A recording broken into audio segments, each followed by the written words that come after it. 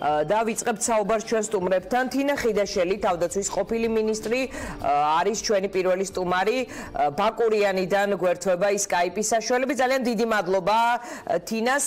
მინდა გკითხოთ, როგორ ჩანს ეს კონფლიქტი გარედან? ის რეალურად უკავშირდება მოსამართლეების და სასამართლო სისტემის თემას, თუ ფიქრობთ, რომ რაღაც შიდა პოლიტიკურ დაპირისპირებასთან გვაქვს საქმე? და ასევე ჩვენ ვისაუბრებთ სასამართლო სისტემაზეც. მოგესალმებით დიანა, მივესალმებით თქვენს მაყურებელს.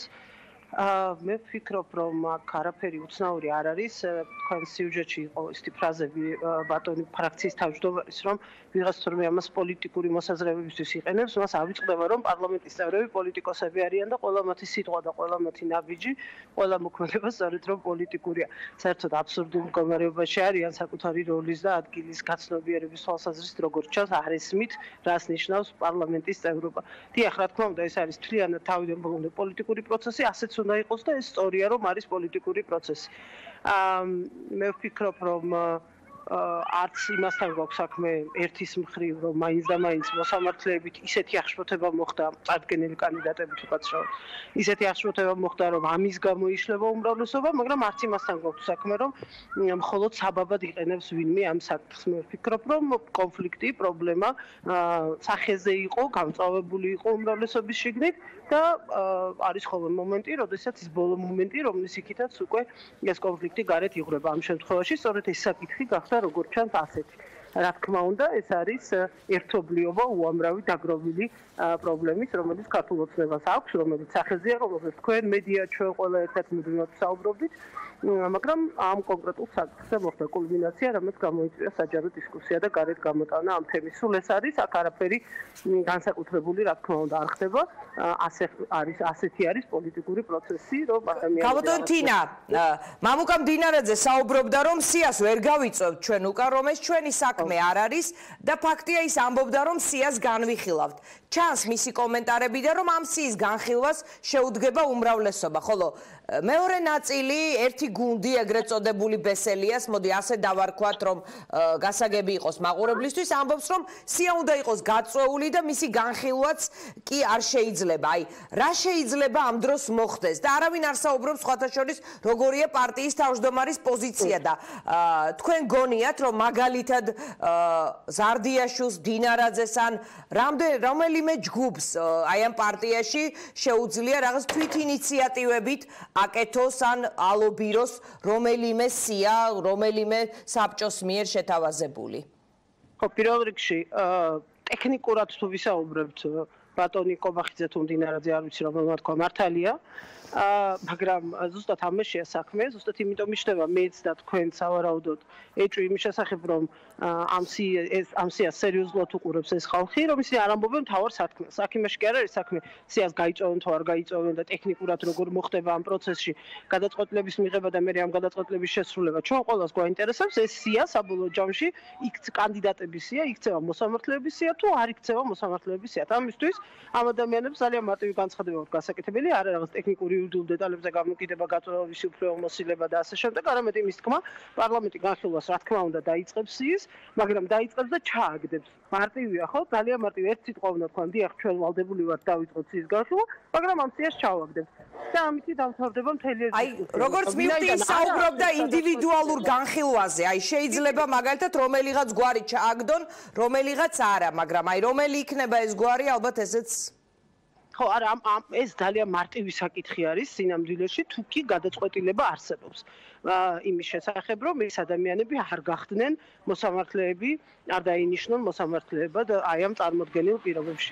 ძალიან მარტივად მათ შეუძლიათ ამ საკითხის მოგორება. ასევე შეეძლო ეკაბესელიასაც, ჩემი ერთადერთი სასაყოდრო მასთან სწორედ ეს არის, რომ მას უნდა გაეტანა ეს სია იურიდიულ კომიტეტის ხომაზე, ჩემი აზრით, უნდა დაიყენებინა კენჭის ყრაზე. უნდა მიეცა წინააღმდეგი თვითონ და ამითი გამოჩნდებოდა ძალიან კარგად, რა განწყობა იყო უმრავლესობაში და სინამდვილეში სად არიან ეს ადამიანები, რომლებიც ჯერ კიდევ ბედავენ და რაღაცა მაღალი ტრიბუნებიდან გველაპარაკებიან. ეკაბესელიამ გაუშვა შანსი, რომ სრული ილუსტრაცია მომხდარიყო ამ ხალხის იურიდიულ კომიტეტის ხდომაზე. კენჭისყრა ძალიან კარგად აჩვენებდა. კაპიტან თინა, ილუსტრაციის პროცესი მაინც სახეზეა, ხომ არ ფიქრობთ, რომ ამ სიის კომიტეტზე გატანით შეიძლება სია დამტკიცებულიყო, იმიტომ რომ კომიტეტში როგორია თანაფარდობა 17 წევრია, მაინც უცნობია. ანუ შესაძლოა სიას ქონოდა ესეა როგორც ჩანს მაინც დამტკიცდება, თუ კი ასეთი გადაწყვეტილება აქვს უმრავლესობას მიღებული. გაცილებით უფრო მძიმე იქნებოდა სწორედ მაშინ იმ ეტაპზე ამ სიის გატანა ამ ხალხისთვის კობახიძეს და მის მეგობრებს გულისხმობ იურიდიულ კომიტეტის ხდომაზე. უფრო მძიმე იქნებოდა, იმიტომ რომ ჯერ ერთი მოულოდნელი იქნებოდა ეს მათთვის, მობილიზებას ვერ შეძლებდნენ და მეორე, იმიტომ რომ იურიდიულ კომიტეტში, რა თქმა უნდა, ისინი უმრავლესობაში არიან, მაგრამ კომიტეტში როგორც წესი პროპორცია უფრო მეტად არის დაცული ვიდრე პლენარულ ხდომაზე და იმ პირობებში, როდესაც უმრავლესობის რამდენიმე წევრი, მათ შორის თავმჯდომარეც და რამდენიმე წევრი კიდევ არ აძლევდნენ ხმას, შანსი საკმაოდ მაღალი იყო, მათემატიკის ამბავია. იმისი რომ ესია იურიდიულ კომიტეტზე ჩავარდებოდა, თუმცა იქვე გამოჩნდებოდა ვინ მისცემდა მას ხმას. მარტივად არის აქ საქმე და არ არის საჭირო ამ ხელა რაღაცა ზღაპრების მოყოლა და რაღაც მოძღვრა ადამიანების ბატონი დინარაძის მხრიდან მისგან განსხვავებით ძალიან დიდი ხანია ამ ტიპის საქმიანობით საქართველოში ბევრი ადამიანია დაკავებული და კარგად ვიცით როგორ ხდება ასე დროს პოლიტიკურ გადაწყვეტილებების მიღებისას ადამიანებამდე მოსახლეობამდე ამ გადაწყვეტილების მიტანა.